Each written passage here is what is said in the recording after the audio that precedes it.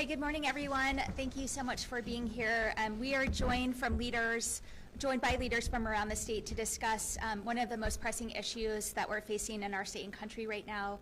Thank you so much to Representative Sandoval, Sheriff Nanos, Mayor Nicholls, and Directors Glover and Clark for joining us, and Senator Fernandez.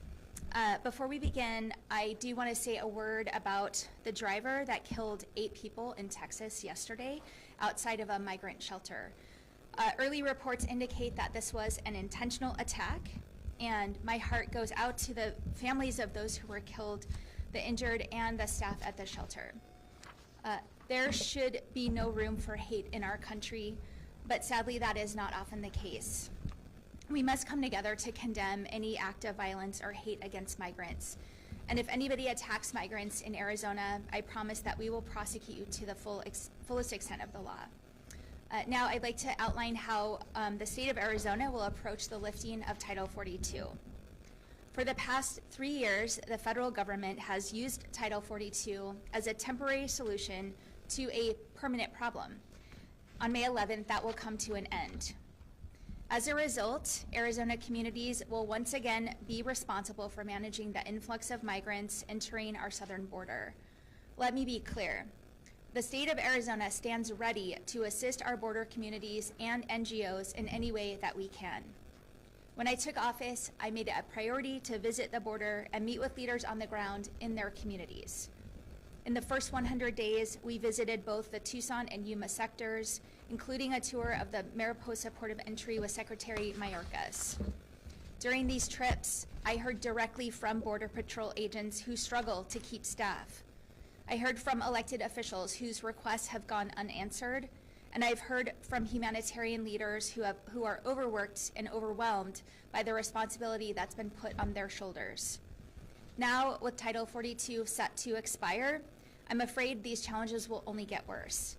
And I'm afraid the federal government is unprepared to meet the demands of the expected influx. That's why today I'm announcing the state of Arizona's Title 42 preparedness approach. Our 5-point approach is based on what we heard directly from these communities and is focused on public safety and humanitarian support. Additionally, our approach will use the state tools we have at our disposal to help border communities. We'll use all the state tools we have. Let me be clear, I will not politicize the border. I will not prioritize headlines and political stunts.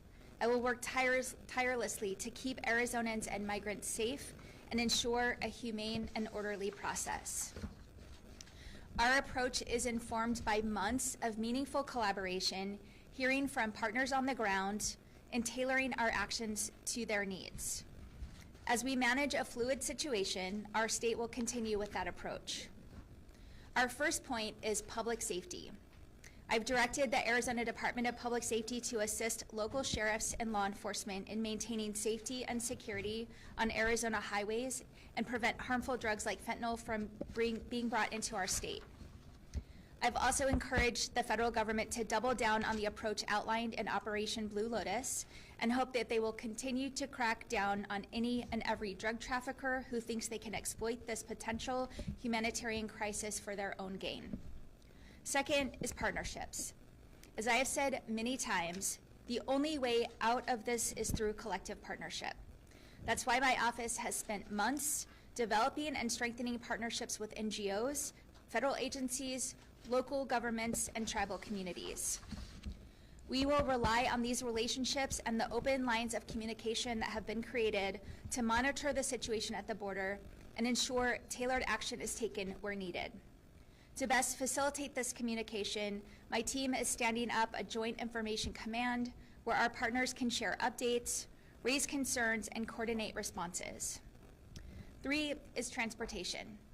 My administration will continue to assist with the transportation of migrants to their final destination.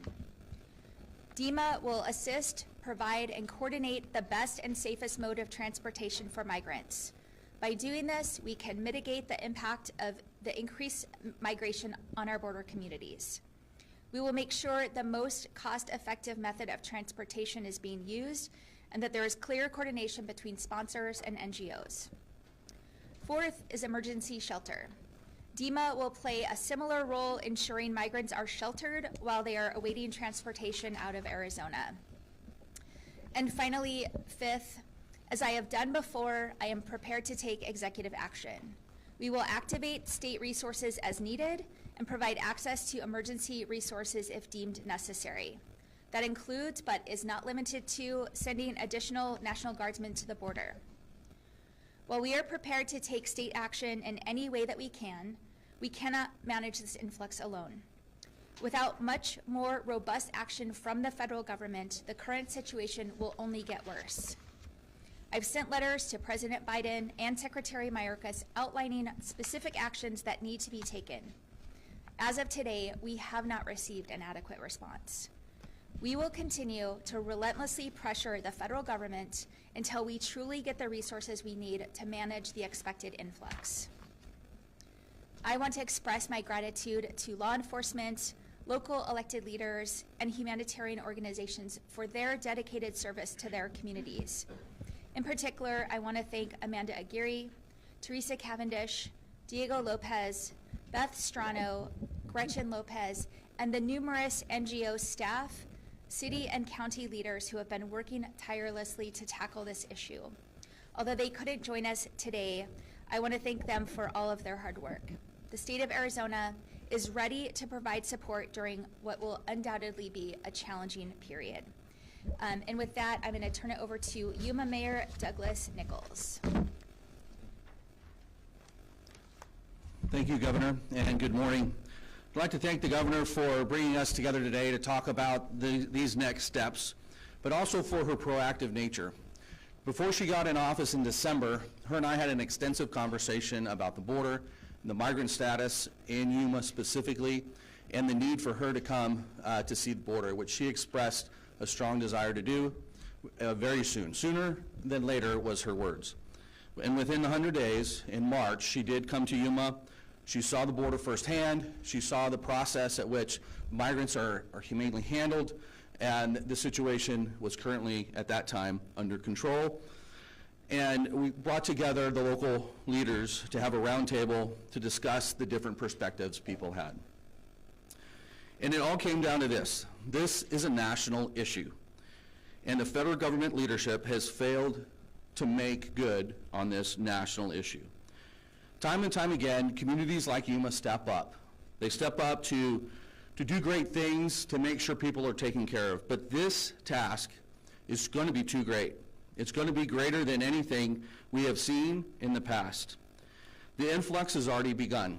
About a month ago, we had 300 people a day crossing the border in the Yuma sector. 2 weeks after that, we had 600. Yesterday, we had 1,000 people a day crossed just this Sunday. And this morning at 8 o'clock, there was already 500 people that have crossed into the Yuma sector. This is not stopping anytime soon, and is very troubling. And the governor has set up these systems in order to help make sure that our border communities can remain safe places to live, that they're not negatively impacted by this negative national discussion about an unsafe border. And her prioritization of transportation is extremely important. In Yuma, there are very limited options for general commercial transportation, and so to have the government step in is a necessary step. Unfortunately, it's the state government and not the federal government. My top priority every day is the citizens of Yuma. And in this crisis, what's good for the citizens of Yuma are also good for the state and the citizens of Arizona. I'd like to turn it over now to Representative Sandoval.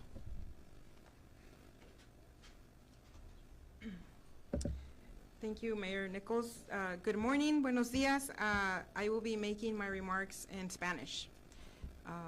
Gracias a la gobernadora Hobbs por reunirnos a todos esta mañana para platicar sobre el tema tan importante que es el título 42 y las restricciones que van a terminar.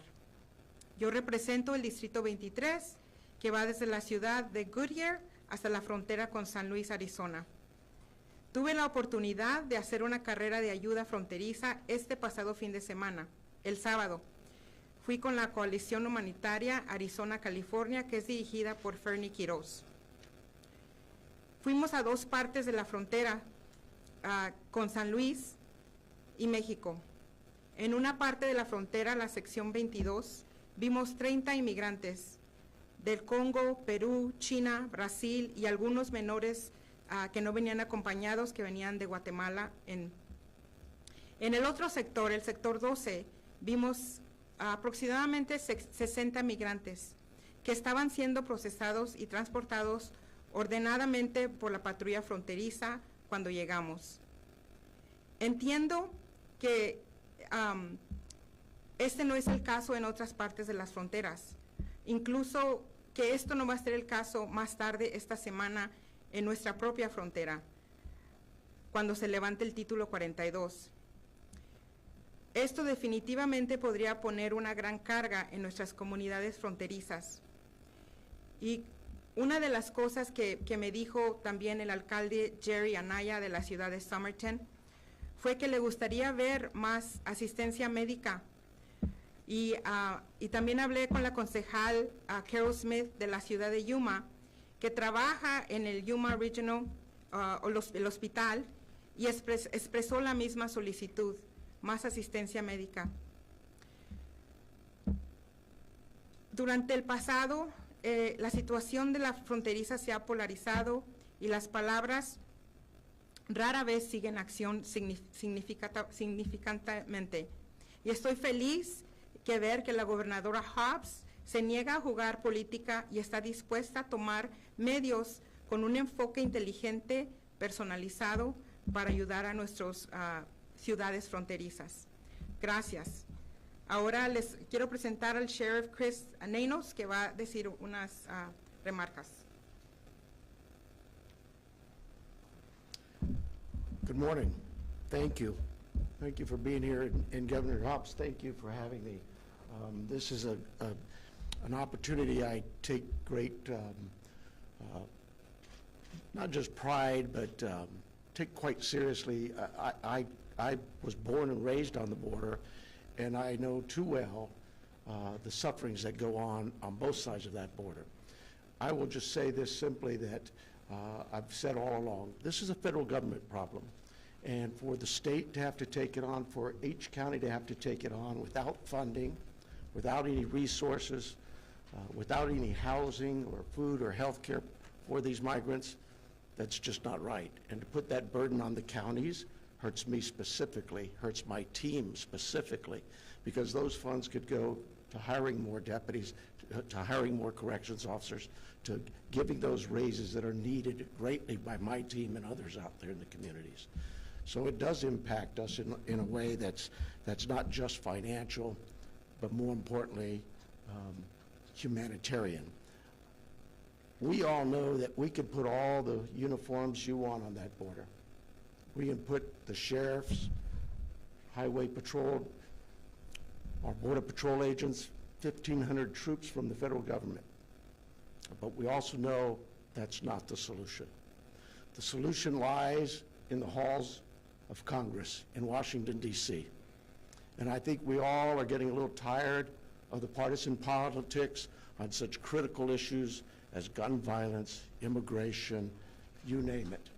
It's time that we hold those we elect to office accountable, that we make them stand up and do something, make an effort to reach across that aisle and get things done. Governor Hobbs, I thank you for not just your pragmatic response, but more so for your humanitarian belief that this is a humanitarian issue and we need to deal with it as such. So thank you for having me. Thank you for giving me this opportunity. Director Glover, please, if you would. Good morning. First, I want to start off by thanking Governor Hobbs and our elected officials that are here today. It shows that we're unified in our message and unified in the support of being able to address this issue, as well as being able to protect and be able to provide safety for our Arizona community. And that's of the most importance, obviously, to me. The Department of Public Safety is an agency that's here to assist, to be able to provide that overall protection and to provide that assistance that's needed for the border, for our communities and for the counties, and to help and assist the sheriffs in some of the requests and the search and rescue missions and the various standpoints that they need our assistance. We are there for them. We have their back. And so just want to say that this is, something that nobody can do alone. It takes a complete community effort to be able to do this. And I believe that that's why we're all here today is to show that it takes an effort for everybody to come together to address this issue. Again, it's something that is a federal issue, but we're here and we have a plan to support our community to be able to address this issue, and I think that that's what's most important. Again, the Department of Public Safety is here to assist and provide what's needed for our overall response. And with that, I will, again, thank you, Governor Hobbs. We'll turn it back over to her for closing remarks. All right. Hello, everybody. We'll now move into Q&A. I will call on you. If we can please start with questions on topic to the press conference, and then we can move into general Q&A. I know everybody has lots of things they'd like to ask. So let's start. Governor, what's your level of frustration with the federal government not acting on this issue? It's incredibly frustrating. I came into office knowing that this was going to be a challenge we were going to face early on. Made it a priority, not just to do the public events that we did, the border visits, the roundtables, but my staff has been having listening sessions. We've been doing, at this point, more than daily coordination with folks on the ground, and just really trying to elevate those concerns to the federal government. And we've just gotten an incredibly inadequate response to address the challenges that our communities are facing. Can I ask what the response was? Well, I mean, Secretary Mayorkas came out. I think that was great. He was able to hear directly from the nonprofit organizations that are providing support to these folks. But I mentioned the letter that we sent. We have not gotten a response to that letter that had very specific asks. I think we can make sure you all have a copy of that if you haven't seen it. But we haven't gotten specific answers to the things we're asking for that our communities need. Stacey. I wonder if someone, maybe Governor or Colonel, maybe you can address, I mean, some of these things I think the state is already doing, right? Like supporting border counties, transportation. So what specifically is changing because of the upcoming end of Title 42? Can you speak about like what more resources are being added? We're increasing transportation. We're looking at sheltering options, and then just the additional public safety aspect, just making sure we're increasing the coordination there. Like will more troopers be in those border? I don't know the answer to that. Just to jump in for a second. So we do have troopers that are working with the communities down along the border. So we have increased some of the active patrols as well as the search and rescue efforts. Equipment that is needed to be able to carry out those efforts are also being allocated to the border communities as well. Is that quantifiable in any way? That I can't give you a quantifiable. Actually, a couple of things. I was going to ask you, would you please, the transportation and the shelter system. The sheltering seems enormous. What do you envision that looking like at the very least? We're working with DEMA on that. I don't know, Chris, if you want to. Good morning, Alan Clark. First, I'm sorry. That's okay, ma'am. I've been called a lot of names. I'm good. So, good morning, Alan Clark, State Emergency Manager. So, as far as the sheltering goes, naturally, when you think of a sheltering issue or problem or a task, it can be handled in multiple ways, right? We can go down and erect soft-sided facilities if we get to that level, or we can continue to work with the counties and the local NGOs to enhance their capabilities to do such. We can help move people around through our transportation modalities to decompress certain areas and move those to other areas. We can help them with staffing contracts through vendors and stuff like that. So there's a lot of different things that are in play, and there's a lot of different mechanisms that we're researching and will put into use as the demand signal shows. One reason I'm asking is that, as you know, that there's talk about remaining next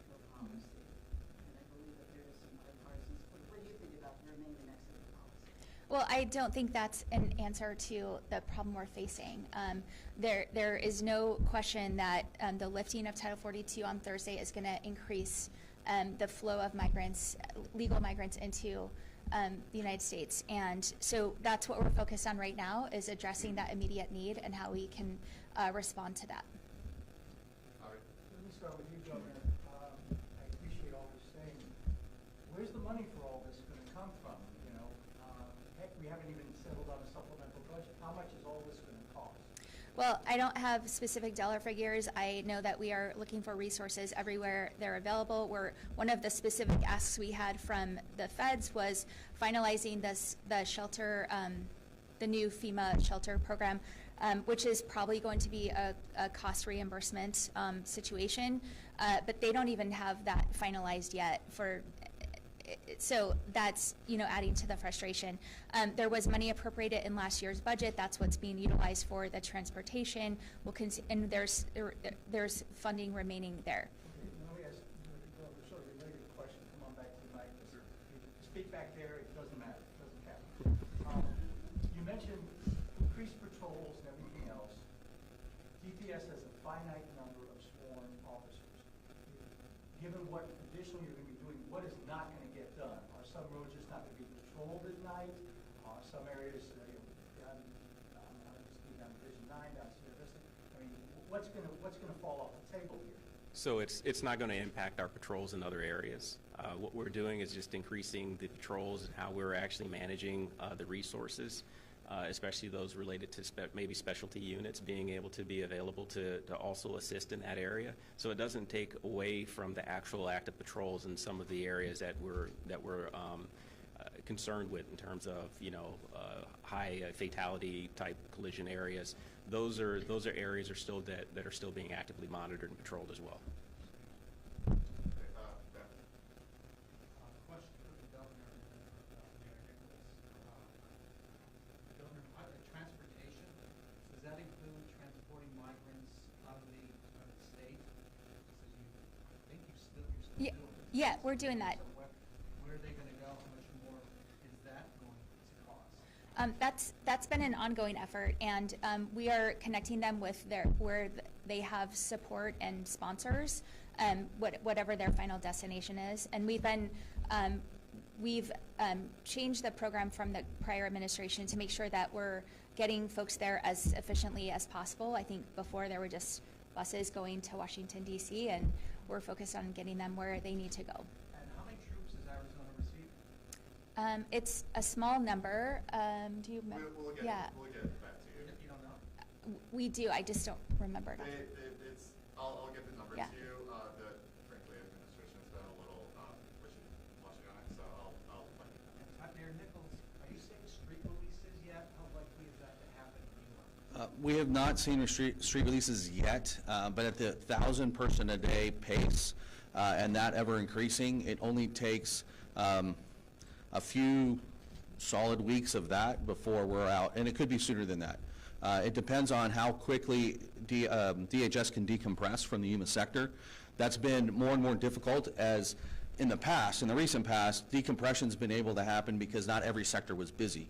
Now every sector's busy, so decompression then has to be more internal, and DHS has a lot less resources internal. So once Border Patrol gets overwhelmed and the NGO is overwhelmed, then that's where we hit street releases. Yes, right there. Thanks. This is for the governor and the mayor as well. Governor, you talked about you won't be afraid to issue executive orders if it comes to that. And Mayor, we talked about this when we spoke last week. The Border Patrol is worried that as many as 4,000 people could be coming across daily.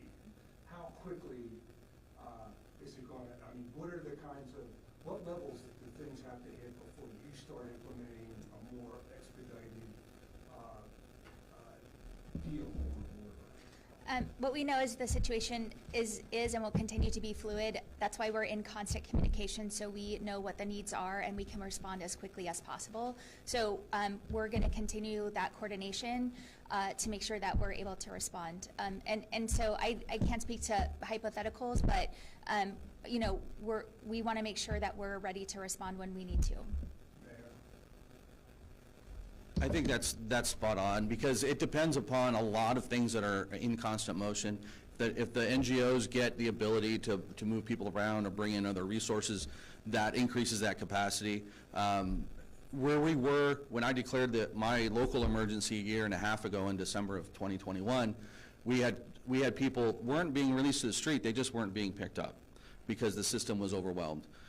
That would probably be more likely where we'll head if we hit to that 4,000 number. So what does that mean for your city? If 4,000 people are just there and it exponentially adds on? Well, that's definitely the scenarios we're running through. We've never seen anywhere close to this, and so we're trying to figure out exactly that answer. I wish I had the answers, and if anybody does, I'm open, but this is uncharted territory, and so we're looking for all the answers we can, definitely pushing on the federal government, but with the governor's plan, that helps to at least know we have a backstop here within our state. Governor, a couple of questions. First, I'd like to get some more details on the transportation aspect. Is this just going to be asylum seekers like Governor Ducey was doing last year? Is this going to be all migrants, regardless of status, to other parts of the country? It's legal migrants, but I don't know if you want to speak more to that. Certainly. So, you know, when you look at this as a humanitarian effort, so we're looking at anybody coming across the border that needs help, we're going to try to help. We will take them, as the governor has pointed out, and it was actually her agenda item and pressing that, yes, last year we were moving people to Washington, D.C. Only and specifically, and under this governor, we've been asked to expand that to other states, also intrastate. So we will, as been mentioned, we will be helping with buses to move people from rural parts of Arizona to more populated parts of Arizona, and then further out of the state of Arizona as needed. So. I'm not sure that answers the question in terms of, are these people who are applying for asylum, are these people who just happen to cross and are here, or what? So the people that are released by Border Patrol into our communities are the ones, and I apologize for not answering that directly. Again, we're going to help a human being. If they're released from Border Patrol, we're going to help that person. And Governor mentions executive actions, but doesn't really have any details of what kinds of actions you are willing to take. Can you elaborate on that? Again, you know, the situation is fluid. We're continuing to monitor, and so if there is executive action we can take, that will be helpful. Potentially sending more National Guardsmen is one example, but it's why we're continuing to be in constant communication. Yep, right there. Governor, question for you. Your approach is vastly different from the previous administration. I don't know if you have an update on what happened to all of those shipping containers, and I see that your priority is not on closing the gaps or building more fencing, and why is that? The closing the gaps is a federal responsibility, and the reason the shipping containers aren't there anymore is because the federal government was going to sue the state to take them down. So they're down now, and we own them, and they're sitting in storage, and we're working on plans to repurpose them for things like housing and other ways they can be utilized to address other problems we're facing. How much money was spent on that project that is it potentially wasted? It was a lot of money. I can get you that information, just shoot me an email. Yes, right there. Sheriff, you've been very vocal about the staffing shortages and challenges that your own department is currently facing. How are you guys planning as far as it goes to these challenges?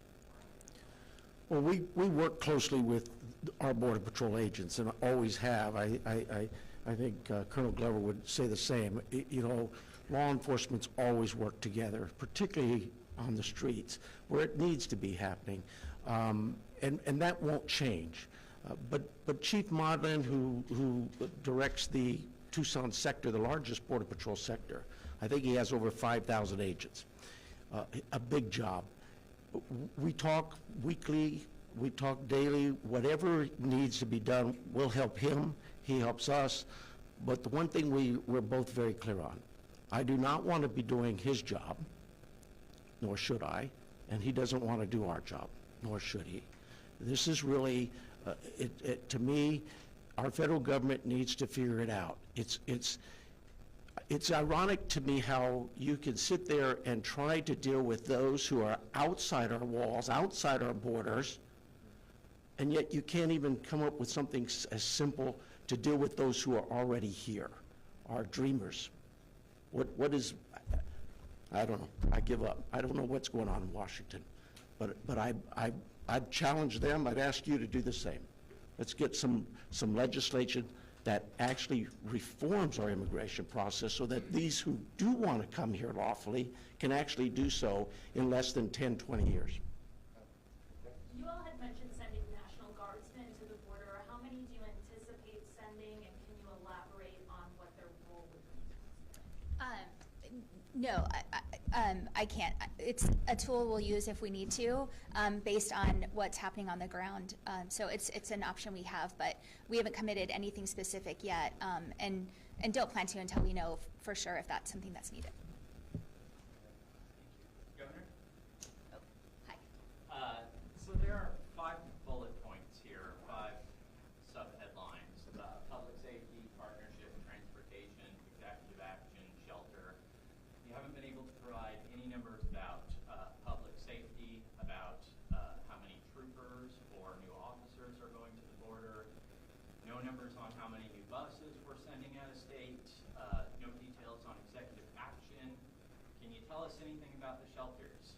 How much emergency funding is available? How many beds are we going to need? How quickly can we get those up? We don't know the numbers. Because we don't know the numbers. We don't know what the need is actually going to be. We're dealing a lot with speculation. There's going to be this many additional folks coming through. We know that today the shelters in Tucson are at capacity, and we're on Monday, and this is going to increase on Thursday. So we are going to respond to the need that is on the ground. But you've got to have some projections, some kind of goals at least. How much would you like to put into this if you could? I don't know if you have more specifics on shelter. No, ma'am. You addressed it, and again, one of the things it's gonna sound like I'm skirting your question or skirting it, but I'm not. The bottom line is we don't know. We don't know what those numbers are gonna be. If we had unlimited pots of money and unlimited resources, then we would say that we would use unlimited pots of money and unlimited resources. But we don't know exactly what that is. Remember, every incident or disaster or crisis starts at the local level. So we are partnering with the local level, who is trying to manage, who then is going to the county, and they're trying to manage, and then we're partnering with them. So the bed availability and all these numbers that you hear about are from the NGO and the county level right now, and we're in constant contact with them. But until we have exact numbers, we don't know what is exactly going to be needed, sir. Sorry. And Governor, are you going to be asking for any, we're doing a budget right now. Are you going to be asking for any supplemental appropriation? I mean, we're allegedly passing budget in the next week or so. What are you asking for to fulfill these goals? Yeah, let me just touch on the shelter. We know there's going to be additional federal resources coming from the Shelter Services Program. There's actually a very large pot of money, and one of our specific asks in the letter was to focus those resources on the border communities. Right now, we're in competition with all of the states for that funding, so that's one of our specific asks. That's going to be reimbursed, as far as we know. So we're gonna be relying heavily on that source of funding. And aside from that, you will see increased homeless funding in the budget. I will tell you that's not, the intent isn't necessarily to be used on this shelter. We shouldn't have Arizonans paying for something that's a federal government responsibility, and that's what our priority is going to be. All right, guys, let's open it up to broader questions. I know everybody has a lot of things to get to. So can we, hold on, please. Howie, do you have an additional? I'm still wounded, so I'm sorry. taking a little bit of sympathy. Okay. Governor, when you did your State of the State, and when you did your budget, you said we are going to end the expanded voucher program, the expanded ESA. We're going to repurpose the money. Everything I can determine is you didn't get that. What went wrong? I mean, why are we still going to continue to have unlimited vouchers of hundreds of millions of dollars a year? I think that we can agree that the voucher program is a drain on resources that should be directed at public education. But I didn't say we're going to end it. It is a goal, certainly. We put that in our executive budget as the goal, knowing that we would be in a place where we were going to have to negotiate. That's what we're doing. So are we going to continue that? Is people have it's real simple. Is enrollment going to continue to be unlimited? I'm not going to negotiate the budget here. Governor, right here, please. Matt, real talk and show with you. May 11th is going to be the deadline, as we all know, ma'am. And I was wondering, what is your bucket list? Like, after this is what's happening with Biden, have they been cooperative with you, your administration with them? I know we're both Democrats, but at the end of the day, sometimes we have to agree to disagree. Are you having a smooth sailing with them? And my second question is for congratulations, Jeffrey, on your new job as a colonel. I appreciate you, and I just want to ask you, for safety of our state of Arizona, what measures are you taking place? Because you got to assimilate them into the whole countries of 50 states.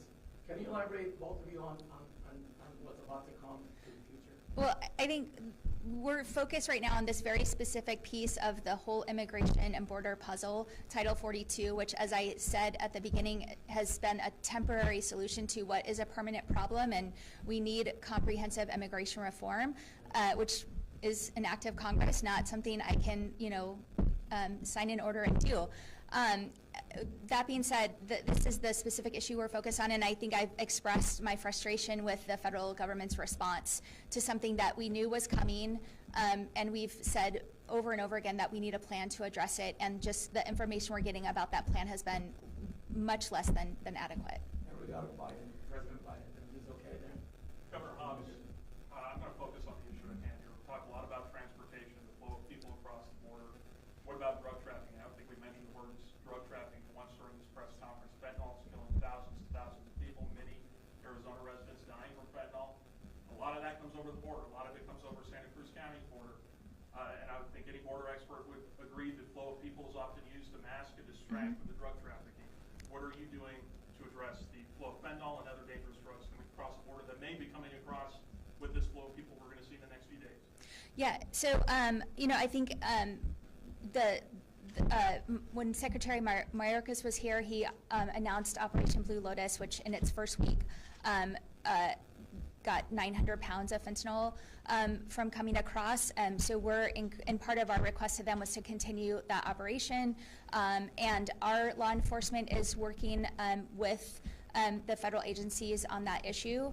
And we know that folks who are trying to get these substances into our country are using this humanitarian crisis to exploit people and make that happen. So it's certainly part of our focus. And I can't help but notice, no disrespect to Sheriff Manos, he's a great guy, but you don't have any border sheriffs here. Yuma County's not on the border. Yes, it is.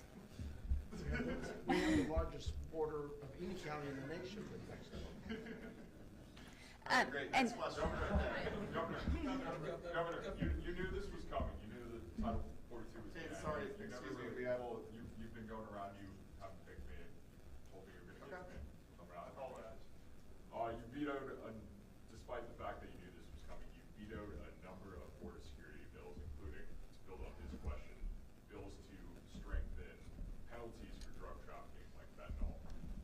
Why did you pick now? Why did you pick when Title 42 is about to end to finally say, you know what, I'm going to get serious about the border? Thanks for asking that question. This certainly is not the first action we've taken on Title 42. As I said, from day one, we have been focused on this issue. We've been meeting with community leaders, both publicly and privately, with listening sessions, and we're in more than daily communication with folks on the ground to address what we need to do to respond to this crisis. We knew it was a crisis that was coming, and we've been planning for it since day one. Why not use Arizona State power bills to be introduced this afternoon? Can you talk about your office's role in negotiating those proposals, and are you satisfied that what's coming later this afternoon would get your signature if it made your desk? We've been meeting with Republican leadership and Democratic leadership for a couple months now to negotiate what you'll see in the bills that are introduced this afternoon. I knew from day one that to get a budget over the finish line, it had to be bipartisan. We are going to have to give some things up. The Republicans are going to have to give some things up, and I think you'll see that in the bills that come out this afternoon. All right, everybody, we're going to do a last question.